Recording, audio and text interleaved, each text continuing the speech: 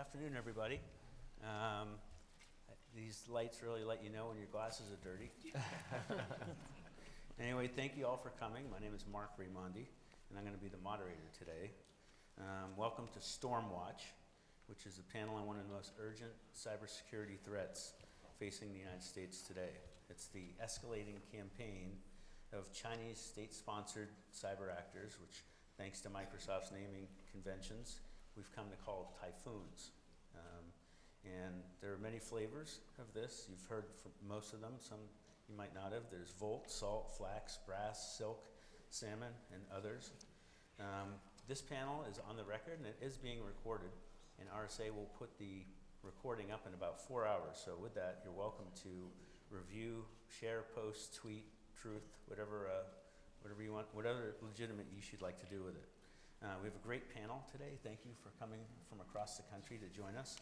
Next to me is Brett Leatherman, who's the Deputy Assistant Director of the FBI Cyber Division in Washington, D.C. Next to him is Wendy Whitmore, who until recently was the Senior Vice President of Unit 42 at Palo Alto Networks, but Wendy was just promoted to Chief Security Intelligence Officer for Palo Alto, so congratulations, Wendy, well deserved. Thank you. Next here is Tim Maurer, who's Senior Director for Cyber Policy at Microsoft.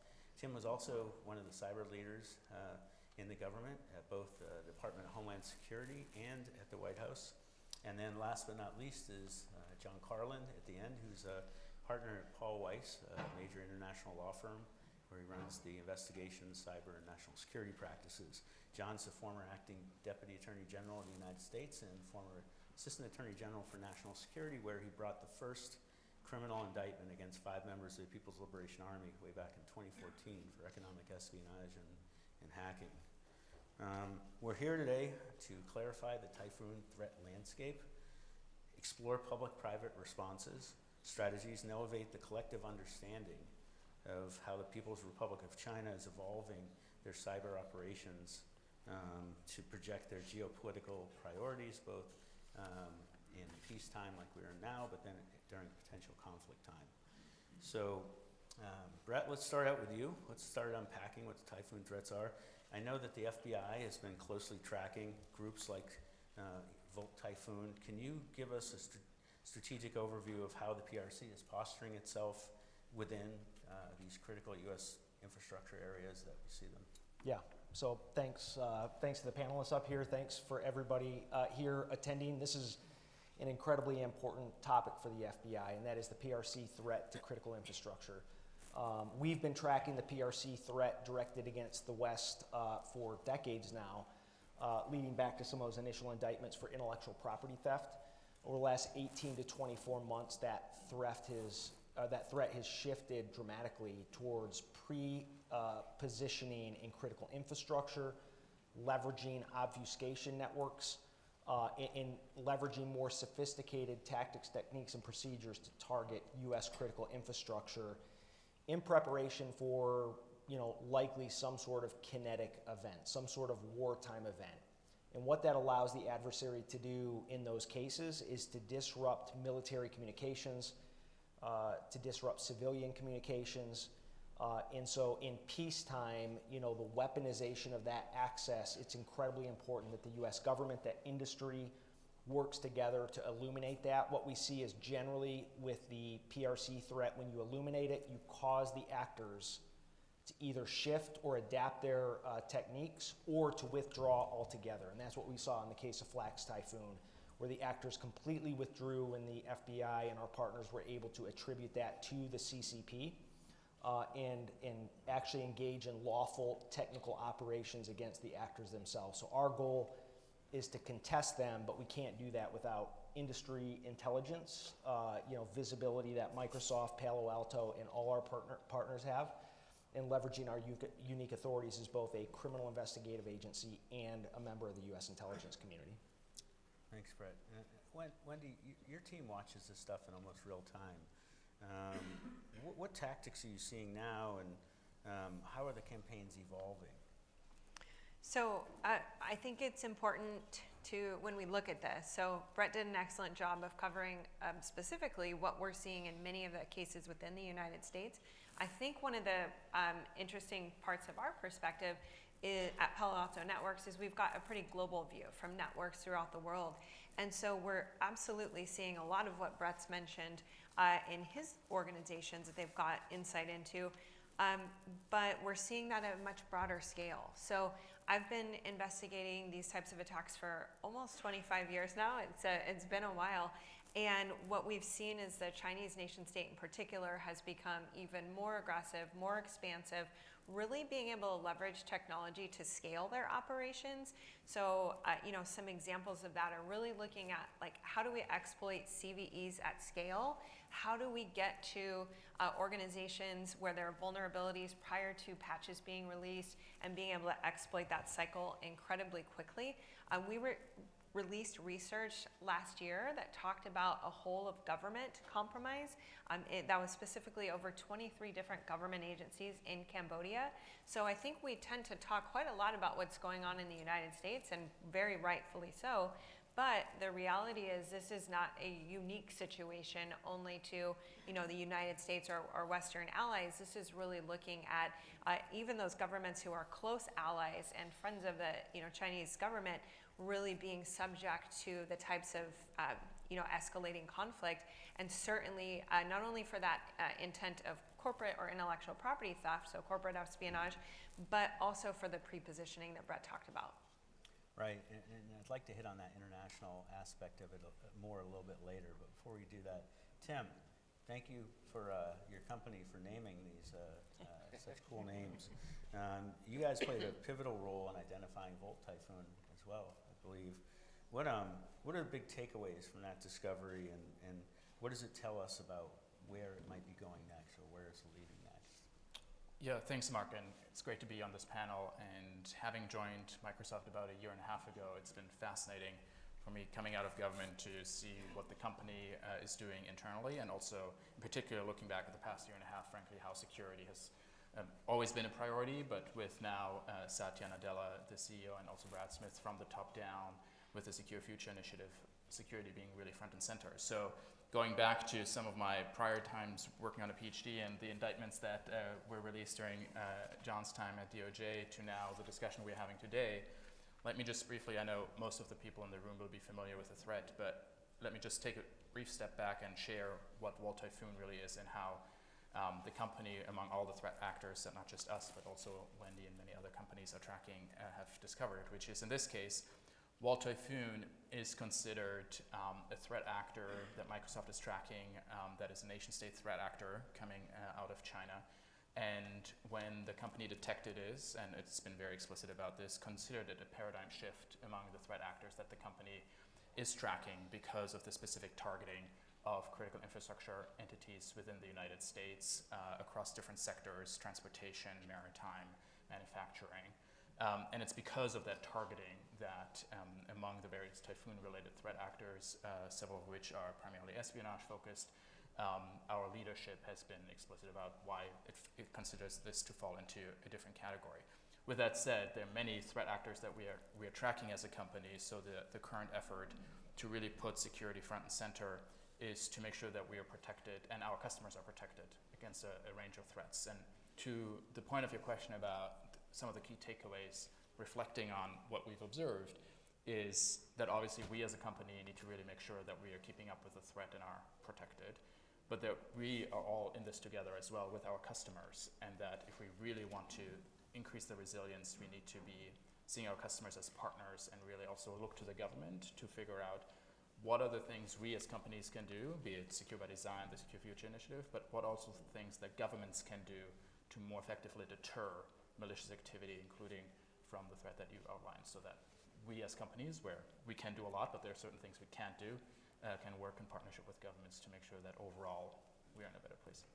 Excellent. Well, while on plan, that's a perfect intro for the question I'm going to ask John. John, you have a very unique perspective in that you were chief of staff of the FBI during the time when they were redoing the way that they approached cybercrime and victim engagement, and then you were in the Justice Department, and now you represent victims of these. So let's once a company discovers it's been breached by a nation-state adversary, what happens next? And more importantly, is the current legal and regulatory framework where it needs to be to support that victim?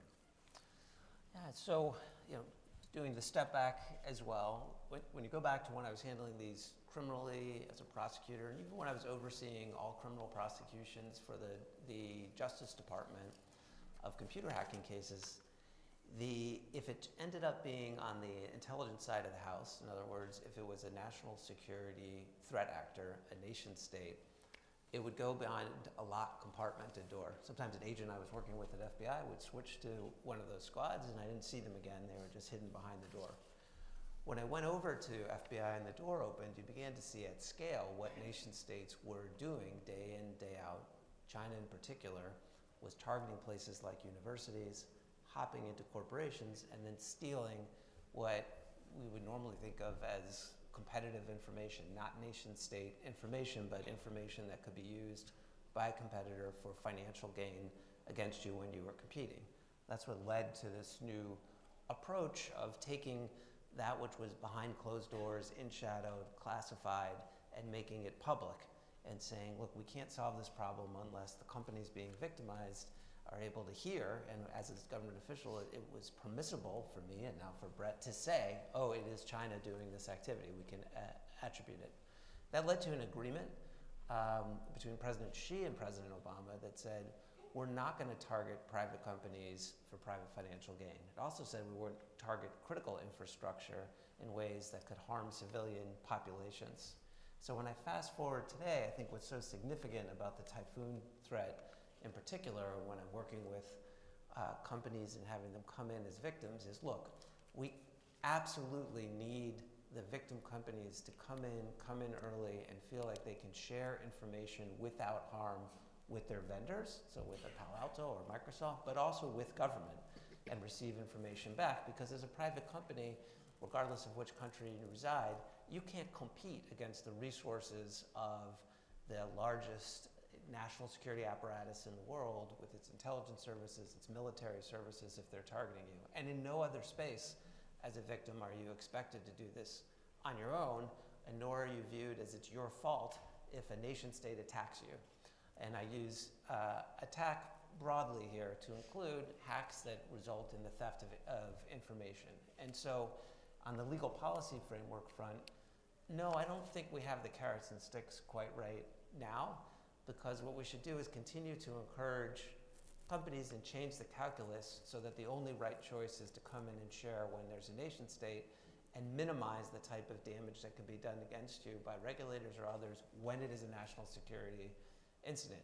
That said, I want to say with victims coming in, they've had phenomenal success coming in early, working with the FBI, and I want to commend Brett and his team in particular, that they've really shifted the mindset there, and you see it when you come in, where their number one goal is treating the victim as a victim, because they recognize this problem can't be solved without that cooperation, and not re-victimizing you, and therefore providing you the type of information that you need tactically to get the threat actor out of your system based on what they're seeing in terms of attacks that they've done on others. And also in terms of the current legal regulatory framework, and I'll just throw out one, which is under if you are a publicly traded company, under the new SEC cyber reporting rules, it says if there is a public safety or national security reason that the Attorney General can certify, instead of having only 4 days before you make an event public, or in the FCC context, 7 days, that you can get 30, 60, 90 days or more in order to make sure that you remedy what the national security threat is before it goes public. In other words, you don't cause more harm. Now, the only way to do that is to come in to talk to the FBI and get the approval from the Attorney General. And just as a practice point, to those of you thinking about your pros and cons of going in, if you wait until you've determined that it is a material event and you only have 4 days, it's not really enough time to get it through that process. I'll say as the outside counsel, CEOs and boards, they don't want to start that process with 4 days not knowing what the result will be. So if you're able to have that conversation early, you can get a sense early on, is this the type of event that's being viewed as a potential national security or public safety reason why they don't want it to become public right away? Thanks. Brett, I want to talk about risk concentration, but before I do that, could you just quickly, maybe in a minute or so, talk about, like, this isn't limited. We all know cyber's not limited to any borders or geographic region. So neither are the typhoons. Just talk real quick about whether this is primarily a U.S. problem or whether it's a global problem, the typhoons. It's a global, yeah, like Wendy said, it's a global problem. And you see, countries who are targeted by the CCP, Taiwan is a great example, who are unable to defend themselves or scale their defenses in ways that the U.S. and the Western countries can. And that's why when you see broad compromises across critical infrastructure in the U.S., in the Five Eyes community, in the West, it tends to, where we have better protections in place, it tends to raise the bar of what the public sees as outside the norms of cyber targeting. It's just not the case, though. It's a global problem. The CCP just generally has a easier time in countries where you lack tech talent, where you lack populations that can compete with the CCP in that space. Right, so you build it once and you can deploy it a bunch of times. Yeah. All right, let's go on risk concentration. Let's stick to Volt Typhoon and keep it general so you don't give adversaries any useful info. But where are the most concerning weak spots being impacted today within our critical infrastructure, and how are you and the rest of the USG, the U.S. government, prioritizing efforts and resources to address this? Yeah, if you look at Volt Typhoon specifically, it was largely SOHO-based devices, so small home office-based devices. Those entities that are using generally legacy devices in order for the adversary to gain some sort of footprint in the U.S. And for us, that's important because U.S. networks are generally going to defend against IP space coming from Beijing or Moscow or Tehran or Pyongyang or some of those areas, right? Those are less trusted IP space variables. And if you get someplace from Fort Lauderdale, Florida, or Detroit, Michigan, like that tends to be trusted by other U.S. networks, which makes detection that much more difficult. And so the actors know that, and so they're going to rely on these proxy-based networks in order to get that initial foothold and then to turn resources on hundreds, if not thousands, of devices against military assets, against critical infrastructure in ways that are very, very difficult to detect early on. So for instance, like compromising critical infrastructure around a military base where they might project power via a railhead or a port system, would that be a legitimate concern? Yeah, especially if you scale your compromise in that geographic area, that's where you scale your opportunity to conduct those attacks, number one. Number two, generally SOHO-based devices are more vulnerable than other devices, meaning small offices, home offices, they don't have the tech talent to contain those devices, to build resiliency there. And often those are end-of-life devices, meaning the manufacturer no longer supports those devices. You can't patch your way out of that problem. Actually, yeah, what Wendy was telling me about that recently, and why don't you pick up on that and talk about how outdated systems and remote access exposure is a concern?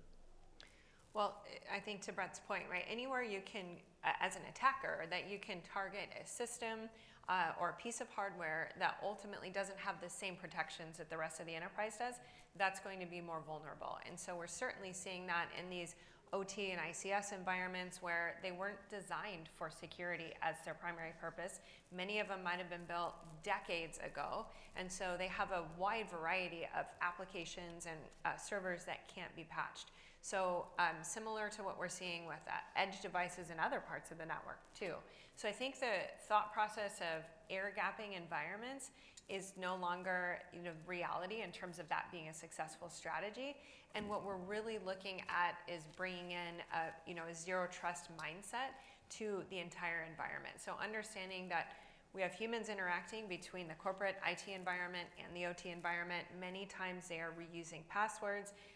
They're leveraging tasks to make their jobs more simple. And so that is no longer the right strategy, right? We've got to look at how do we ensure that communications from any device within an environment, whether it's in a legacy environment or not, cannot then successfully authenticate to other parts of the network, at least without some sort of additional verification. John mentioned this kind of cultural mindset and a shift, and I think that there's nowhere that's kind of more apparent than within the way organizations approach OT environments. And I say that because we do a wide variety of investigations in these environments. And in particular, there's a client we're working with right now, and after the fact, after there's been a major breach, they're realizing, oh, hey, those controls and that authentication processes and procedures that we've been using for a while, they are not nearly as sophisticated and as secure as we thought, and we're going to now shift this. And it's a great opportunity to overhaul it in the wake of a breach, but we certainly would be more of a proponent of doing that before a breach occurs. Right, right. So I'm going to hit John up next or after Tim answers for the people, because let's stay on the technology side. So Tim, talk to us about how hybrid environments and identity control fit into this equation. Let's stay on the tech, and then John, I'm going to ask you about the people. Yeah, let me first reinforce something that Wendy just said in terms of the prior kind of assumption about segmentation of cyber physical systems, and that if an OT system is air-gapped, that we can have some sort of comfort. Because I also think, apart from the technical piece of this, if we look back at the past couple of years in the wake of various ransomware attacks, we've learned that even if an OT system is not impacted, leaders of organizations may make decisions to interrupt services to the public just simply based on the infection of an IT system. So taking a fresh look at how we best secure those systems, and looking at it from a technical perspective, but also how crises are actually managed from a business perspective, I think is going to be really important moving forward. Now, on the technical front, on the identity piece has been a big focus for Microsoft over the past couple of months, and we as a community, I think, are at a point where we really need to move toward phish-resistant multi-factor authentication. Thankfully, a lot of the tools and features are becoming a lot easier for folks to use, and our customers included. Last month, as part of the latest update of the Secure Future initiative, we announced that, at least for the Microsoft account access token signing keys, we've moved those to hardware-based security modules. That includes also Entra ID accounts. So we are taking steps as a company and working with our customers to make sure that they are aware of that, but also the extent to which we are changing security features that customers are aware so that they can take action. But I think, to Wendy's point, it's truly something where we need to work across the ecosystem, so that not just with the threats we are talking about on this panel, but also if we talk about ransomware, because it'll help protect against any type of threat actor. Thanks, Tim.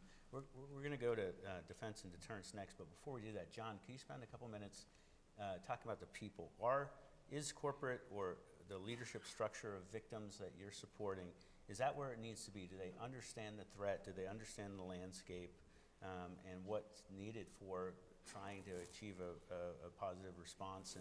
And then the flip side, do you think the interagency, when I say interagency, I mean everything from the FBI to the regulators to others, is that where it needs to be to best support victims?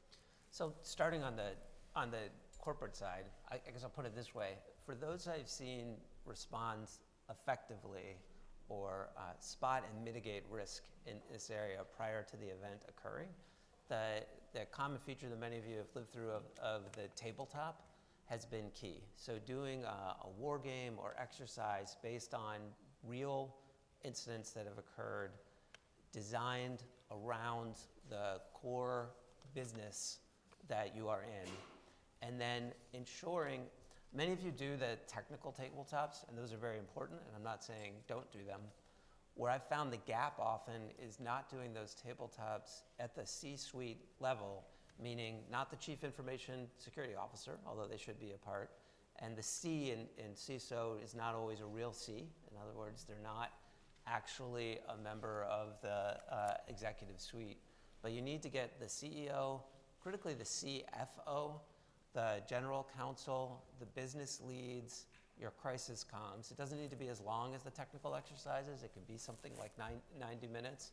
But that's where, to use Tim and Wendy's point, that's where it helps inform you on the technical side, and it helps them understand what it really feels like to be through an incident. So to give an example, when we were responding to the Colonial Pipeline attack in government, which I think is what Tim was alluding to, it's an instance where the threat actor, in case you're wondering if they're good or evil, helpfully name themselves are evil. They're not good, they're evil. But they didn't actually gain access to the OTD system. But I think probably and I won't speak for them, but probably one thing you may not have prepared for, the business may not have thought through would be, okay, but if I have risk that they might have compromised OTD and they are in my, they are in the IT on the, that is less protected on the outward-facing side of the house, do I need to prophylactically shut down the OTD? And that can cause the harm when you're in the critical infrastructure space that the threat actor wasn't otherwise able to achieve. If you don't practice that, then you can't spot what the core business risk, or another version that I see come up all the time that's similar is, from the technical perspective, you're thinking, oh, like they only got into the emails, sophisticated attacker win. But again, the confusion that causes may cause issues with your customers where they prophylactically cut access to your systems that causes the business harm unless you have, as part of your communication plan, a way to directly get to them and earn that trust back. So I'd say that gap of taking it from the technical security side over into the business and making sure you speak each other's languages. Similarly, on the government side, when you're going in, and I've talked about kind of the benefits of doing that, particularly when it's a nation-state actor, it is right now difficult. There are often too many people coming in from government trying to help from different agencies in alphabet soup, which can confuse your executives. And so that's where we found that the FBI is the victim-first approach. There are regulators. They do not always have the treat you as a victim approach in mind. They're looking to see what you did wrong. And so talking to them when you're in the middle of an incident is not always helpful. So in terms of areas of reform, again, better balancing that carrot and stick so you're not getting hammered while you're still in crisis response when you're doing a national security incident. I'm going to throw out one more as you do the switch, because I know you're going to deterrence, but it was something that Brett said. As a legal policy matter, if we know that a particular nation state is using small and home office routers, SOHO routers in the US, but also globally, as its method of attack, and what it is attacking is considered out of bounds, things like water infrastructure, things like the electrical grid that will cause civilian harm, then why would you want to allow people to buy products from that country? Because either they're selling you products in a way in which makes it easier for them to attack, or if there is an attack, you can't go to that same nation state and say, hey, we're seeing your intelligence service attack, can you help us protect this attack? So as a legal policy matter, I hope that the US government considers taking action where when you catch them using a particular method, that one consequence is we will no longer allow that product to be sold here. And there is an authority under the Department of Commerce designed for exactly that purpose. Right. And we've seen a bunch, I know Bloomberg and Wall Street Journal have been all over some of those vulnerabilities, such as in the home router and the business router space. So moving over to defense and deterrence, Wendy, what is working? What's working with threat detection and intelligence sharing? And then if there's anything that can be improved upon, hit on that, please. So threat detection, I think in particular, if you look at just technologies going in at the endpoint and the ability for us to detect in detail and prevent attacks that are occurring, that's very widespread. That's exactly why these attackers are moving to other devices that don't carry those same protections. So the more we can kind of decrease that delta between protected and unprotected devices, the better we're going to be. When it comes to threat intelligence sharing, I think we've made a lot of strides, but I don't think any one of us up here would say we're where we need to be just yet. Some great examples. One would be the partnership we have with Tim's teams at Microsoft. Our intelligence teams are talking on certainly a weekly basis, but if not daily, sometimes hourly in the course of an actual event. Between government, so public and private partnerships, also the information sharing has rapidly increased. Just seeing some of the more recent geopolitical attacks that have gone on in the world and understanding how these foreign adversaries are leveraging the internet and networks as both prepping the battlefield, but as one of the initial places they go to be able to take out systems and communication has really encouraged that information sharing to where it goes on more effectively today than it ever has. But the challenge with that effective information sharing is it has to be real time, it has to be contextualized, and it has to be actionable. And getting all of that right all the time is still incredibly difficult when the attacker really only has to get it right once, and we're doing it on as an hourly battle rhythm. It makes it pretty challenging. So I think we've still got some room for growth. Excellent. Tim, I don't want to put you on the spot, but let me put you on the spot. How do public-private collaborations translate into real-time threat mitigation? And if you could give us an example, that would be helpful. Yeah. So let me distinguish between the tactical and the more strategic, because at the tactical, to pick up what Wendy just said about our threat intelligence teams, I think also to a certain extent applies when we talk about more broadly the ecosystem.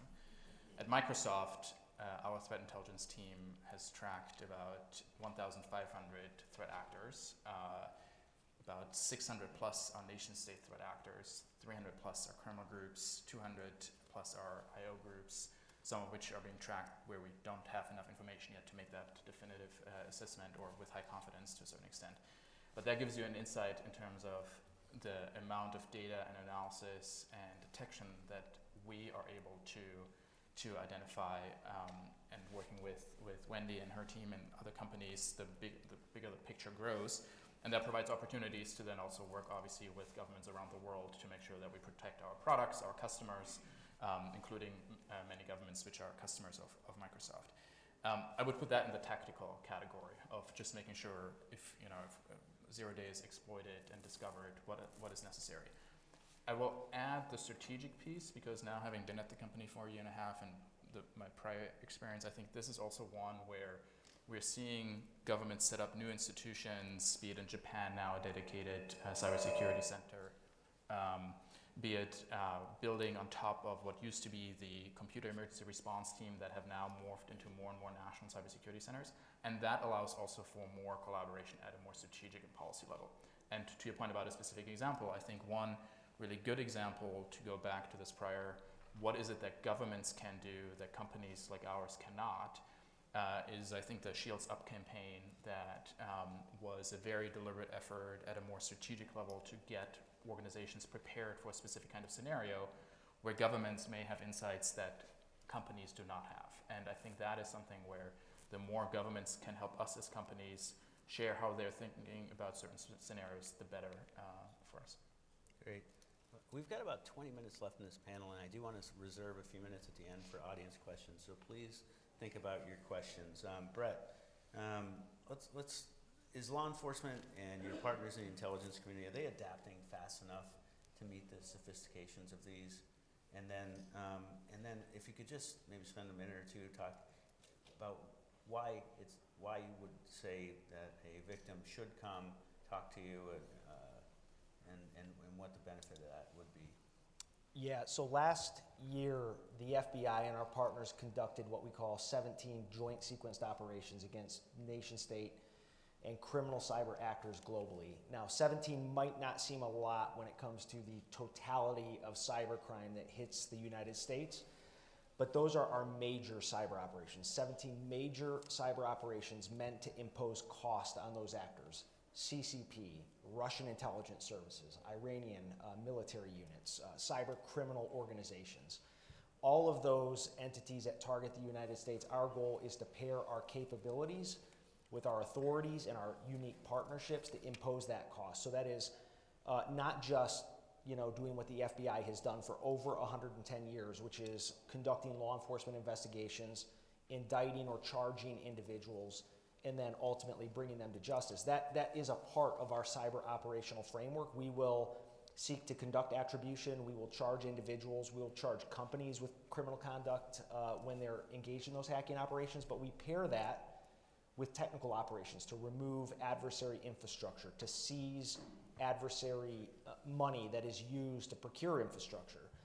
And so going after their communications platforms, understanding their malware, helping the public to understand that, eradicating it from the internet itself. When you pair those things together, you have some sort of enduring impact to victims that you won't have by just indicting an actor. So for us, deterrence through offense is incredibly important. We do that well along with our partners at Cyber Command, our international partners in the Five Eyes and beyond. That is our goal. We, as law enforcement officers, we like nothing more to impose cost on the bad guys. But there's also deterrence through defense, and that's where we have the opportunity to move the needle collectively.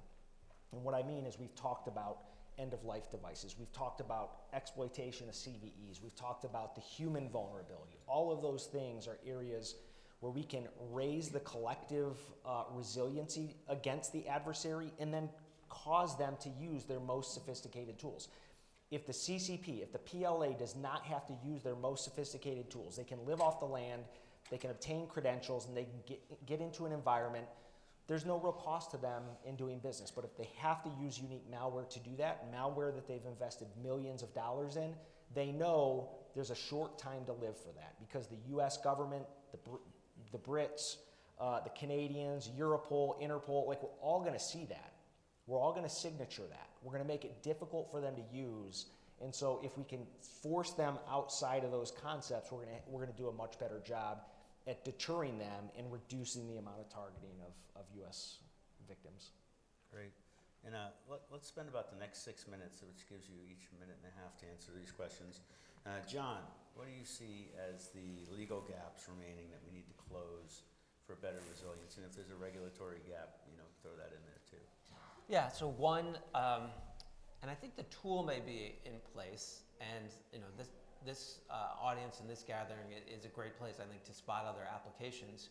But one would be, let's look again at the products being sold into the stack, where those products are coming from, and if those products are coming, since we're talking about nation-state national security threats here, from those nation states, can we kick them out of the supply chain so we have a trusted stack when we're responding? I think we could do more with both use of existing authorities and additional authorities in that space. Number two, we right now, it is unclear, particularly if you're sitting in the Chief Information Security Officer space and you're watching some of the enforcement actions that have taken place against people personally for risk decisions they've made in that role or other consequences.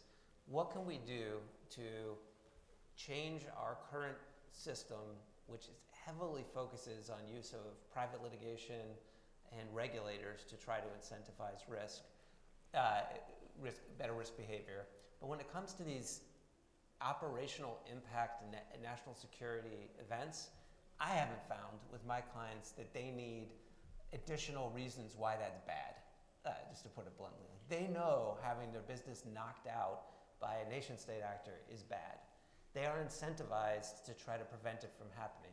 They don't know how to prevent it from happening with a nation-state. They don't know the right steps to take, and often it's quite sophisticated, and that means going in and getting very tactical information, either through either private sector vendors or directly from the government. So in those cases, instead of coming up with regimes that make it more difficult and more punitive when you come in and have those conversations, why don't we focus on going after the bad guy? And that goes to round three, which is, what can we do to improve deterrence?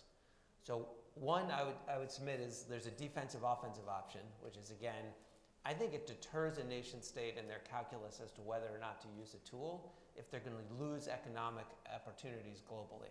So if they know, hey, if I go attack the water supply through a SOHO router, that means that all of the companies in my country that sell into that space are going to be banned from doing business around the world. That's a real economic cost that also helps on the vulnerability side of the house. And then relatedly, I'm not sure if this requires a change in law, so it's more policy, but I'll use some concrete examples. Colonial Pipeline, great example of the FBI saying our focus, working with partners throughout in the intelligence agency as well, is not going to be necessarily just on prosecution here, but we're going to go, the reason why they did that attack was to get money, we're going to go get the money back. And so I was in government then, oversaw an operation to hack back and steal the money that was out of the Bitcoin wallet. Steal, when I say steal, it had legal authorization. Lawfully steal. Lawfully acquire. Lawfully acquire and get that information back to the victim. You can't do that in every case. But what about other ways of using our our capabilities. So one, it just infuriates my clients who are victims when you're in a ransomware attack situation and the extortion threat is, we are going to post your name on a site, and then we watch as the mainstream media goes to that site and then helps them do the extortion scheme by embarrassing you that your information is there, right? That is causing people to pay ransom that is making its way to nation states like North Korea. So even though they still might be able to get that information out, why can't we, on a more regular basis, knock those sites down? That's not something I'm advocating that the private sector do or victims, but to change our authorities so that the government takes that step, which would aid victims in delaying the information for God. Often the payment is made just to delay the information. It doesn't change any other obligation, right? Because it's not like you can trust REvil or whoever the crook is, that when they say they've deleted the information that they have. So that's an area where I hope to see increased action. All right, Tim and Wendy, I had two questions, but I'm going to combine them and ask that you each address them because I think they're interrelated. So, Wendy, you first, but how can organizations better prepare through scenario planning? I know that's something you've advocated before. And then what emerging threats are you both most concerned with, like AI, geopolitical, flashpoints? If you could speak to that. You go first and then Tim. Well, And so again, I'll about a minute and expand a half because, each. yeah, so John covered a bit on tabletops and scenario planning, which I completely agreed with what you said. What I think we're articulating here is that, hey, these are complex problems that are not one area in particular. You can't just invest in technology. You can't just have the best people. You've got to have relationships across the board with law enforcement, with outside legal providers, and then with your regulators as well. So expanding on that conversation has to close the gap between the boardroom and the Security Operations Center. But going further, it's got to involve your suppliers, your vendors, your partners. And when you look through the scenario planning, it can't just be if there's an outage in your environment. It's got to be, where are some of our most critical supply chain providers, and what if an outage occurs in their environment? And some of the more effective scenarios that I've seen in these live simulations also invite regulators into the environment and the conversation and say, hey, let's walk through this with them in advance and actually have these conversations so that we understand, at the end of the day, they're chartered to ideally be doing something that's helpful to your environment, right? They're not there only in a punitive capacity. So getting that whole ecosystem working together is critical.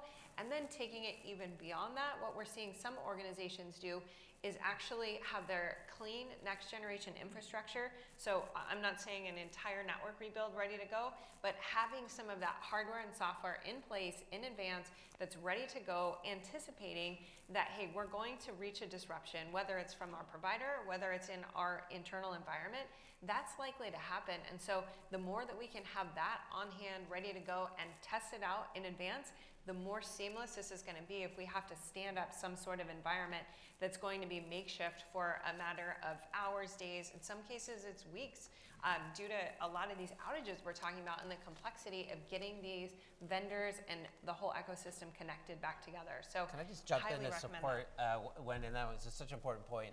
And two, so one, I still think it's the exception and not the norm to not to have a system in place that you're going to try to restore from backups, but to test it and then see where the gaps are and how long it actually takes. And then secondly, which I think is also the exception and not the norm when it comes to resilience, is really thinking through as a part of that process as you're trying to do the restore, how you communicate. And I know it seems obvious to a lot of you, but I can't tell you how many times in real instances, the way in which folks end up communicating is using their personal email because their system is out, the threat actor sends them a screenshot of their beautiful Microsoft Teams incident response plan, and it shows them responding to the incident that they are currently being under attack for, and then they're like, what do I do? So what are those out-of-band comms? And it's often on the security side, like you guys know how you would do it, but does your board, do the C-suite executives, are they going to go use their personal email and then just brief in my spot as outside counsel, I can say, they regret using it later when it is then has to be preserved and they have to turn over all of their personal email because in it are things related to the incident, and as a legal matter, that means you have to turn it over. All right, before you go, Tim, we are going to have a couple minutes left for questions, not many, but if you do have a question, start making your way up to the microphone. Tim, give us a minute response, and then we'll take some questions from the audience. Yeah, just 2 quick points on the 2 questions you had. The first one, for those of you in the room who are in the CISO role or similar organizations, I think one experience that we've had at the company is we are confronted right now with 3 big trends. The first one is there are a lot of cybersecurity best practices that are changing and that we're updating, Microsoft included, be it through the Secure Future Initiative or otherwise. And that's one piece of the puzzle that we need to pay attention to. The second one is we have a lot of new tools and features coming online through artificial intelligence, be it Security Copilot or others, that we can hopefully leverage against the attackers in a way that the net assessment will be actually in favor of the defense instead of the offense. And then the third bucket, to John's points earlier, is the increase in regulation that we are seeing, be it coming out of Brussels, be it coming out of the UK, Australia. And as the CISO, I think it's becoming increasingly important to figure out how do those 3 intersect and what to prioritize. Because we, for example, internally have now, we just put out a blog post a couple of days ago between Brett Arsenault, our Chief Cybersecurity Advisor, former CISO, and Amy Hogan-Burney on the policy side to make a plea for greater alignment of cybersecurity regulation. But we're also working closely with Ann Johnson and Igor on the CISO side to figure out, of all of these regulations that we are being now tasked to comply with, which are actually changing the equation of really helping operational cyber defense, and how can we leverage new technology. So that would be my first point of like, cybersecurity wasn't regulated, at least in the US, until, in most areas until a few years ago, and now with the new administration there will be perhaps a push in the other direction, but that would be point number 1. On the emerging threat, the development we've seen, be it with ransomware, be it with the targeting by nation states, focusing on not just data exfiltration, but potential physical consequences, is one that I think is a worrisome development from the company's perspective, in that it reflects an erosion of norms that we are seeing in terms of what is considered permissible to target. And even in the wake of the pandemic, the targeting of hospitals and putting people's lives at risk, where we hope, working with governments, to your point, John, and also Brett, in terms of what you're taking in prioritizing and disruptive action, companies can only do so much, and there are certain tools the government can have to hopefully reinforce the norms that we have had for so many years, and where Microsoft has been really leaning in to encourage governments to look at that. Thanks, Tim. We are going to go to a question, and I asked that it is a question, not a diatribe or anything. But and then I would say, if you look at our slide that we've put together, the slide deck, we do have some recommendations on what those of you here should be thinking about now, where you should maybe be in 3 months and where you should be in 6 months on this. So I do encourage you to take a look at that slide, which should be in. Sir, your question, please. Yes, no And who diatribe is today. Good afternoon. Thank you for the informed discussion. I do have a question for the panel, though. You've touched on a number of times today the importance of intelligence and intelligence sharing. My name is Terry. I work in the education sector, and so a lot of us are very concerned about the information sharing that is going to be lost through reductions. Again, this is not political in any way, but for example, the Multi-State Information Sharing and Analysis Center, it's the mouthful, MSISAC, provides the vast majority of data from state, local, tribal, and territorial, which I'm a part of. With some of those things going away, where do we go from here as far as how we are protecting critical infrastructure? Because the vast majority of our 16 sectors are under the umbrella of SLTT. Thank you. Who wants it? John or one of you got? Who? Yeah, I'm happy to take it. So yeah, I appreciate that. The FBI, luckily for us, we have 55 field offices located throughout the United States, engaged with critical infrastructure in every one of those areas of responsibility. So if you feel like you're missing some sort of intelligence related to cyber threats to your area of responsibility, I would encourage you to engage your local FBI field office before an incident happens, and we'll make sure we get you the relevant intelligence that you need. And we continue to share that through DHS, through CISA, through Joint Cybersecurity Advisories. We'll continue to do that. But we do have a forward deployed workforce, cyber task force in every one of those field offices who are ready to help. And Thank you. just to add to that, if those of you, anybody in the audience has a preconceived notion about what it's like for victim engagement with the FBI, I would ask that you go engage with the FBI and see if that holds. The FBI has done an incredible job in the last few years, last decade, to be very victim-centric, and I think that there are still a lot of notions out there that they're going to come take your boxes away. They're not. They're going to work with your team, and they're going to support you as best they can. We have about 2 minutes, and so I will give the FBI the last word. All right. Can you just give a couple minutes about what you'd like to see folks that are in this community doing right now to start addressing, the typhoons writ large? Like, Yeah. what are a couple things? Well, we'll stay out of the fundamentals. Like, do the fundamentals right when it comes to cybersecurity, right? First, and then we'll kind of raise that resilience. What I would say is this: that again, the CCP is scaling their operations not just by sheer manpower working for the PLA and the MSS. They're scaling their operations through partnerships with industry within mainland China. Companies like Integrity Technology Group, who help facilitate Flax Typhoon, iSoon, like companies within China who conduct access operations here in the United States in support of PRC priorities. Because they engage in that all of society approach, we have to engage in that all of society approach to defend.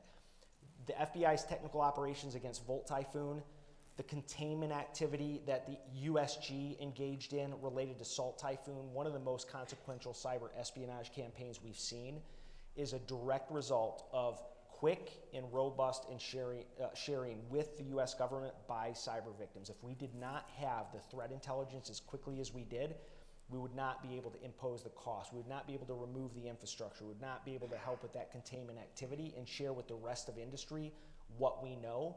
And so let's together raise that collective resilience by ensuring that we're engaged on a regular basis. It's not just about taking the fight to the bad guys, it's also about prioritizing victims and collectively securing our national security. Thank you, Brad. I just got this stop sign, so I want to thank all of you for coming. I want to thank our panel. We're going to get kicked out of this room really quick, but I think the majority of us will be right outside the door if anybody does have a question we didn't get to, and thank you.